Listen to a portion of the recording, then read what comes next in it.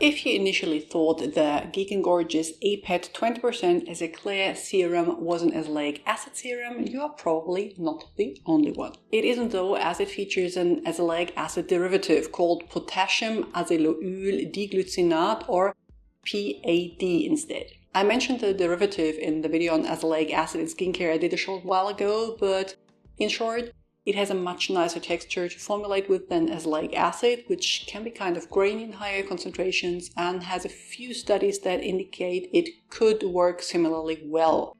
If that is enough for you to use Geek and Gorgeous aPAD over a dedicated Azelaic Acid product is for you to decide, and depends on why you wanted to use Azelaic Acid in the first place. But for now, let's see what I think about it.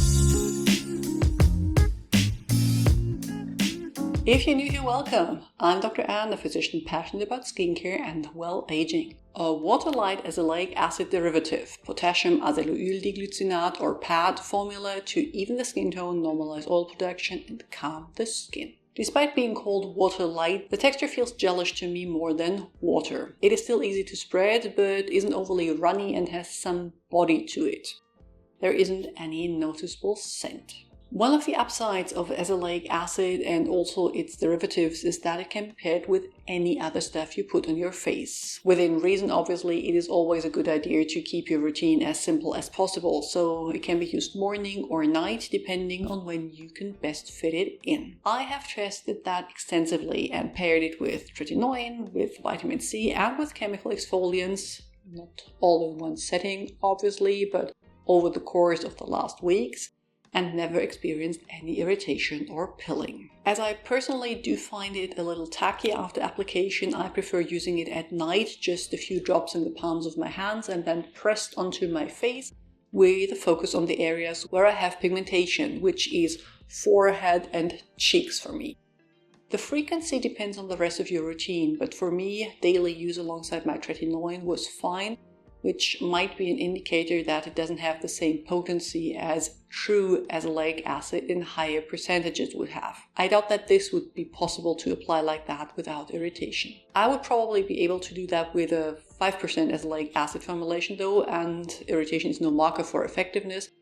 I just wanted to give you the information to be able to judge the irritation potential compared to other stuff, as I find that to be tricky with derivatives. Geek and Gorgeous recommend aPAD, especially to those sensitive to niacinamide as replacement, but this is based on personal experience of the brand, so I can't comment on that. The ingredient list here is kept simple, featuring prominently the potassium azelaic diglycinate as Azelaic Acid derivative, claiming to help in the management of rosacea and melasma, then glycerin as humectant, allantoin for soothing, and preservatives.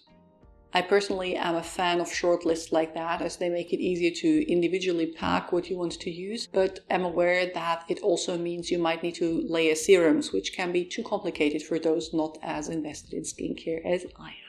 I personally would not repurchase, as I don't feel I need Azelaic Acid or its derivative in my routine and didn't see any difference in my skin that would justify to continue using it. If you aren't able to use retinoids or niacinamide due to sensitivities or being pregnant, or if you have excessive oiliness or pigmentation and want to try something to support your other skincare, it might be worth taking a look. If there's anything you would like to add, please do so in the comments below. I will link to more videos you might find interesting on the screen, and add links to my Instagram, blog and Patreon account in the description box.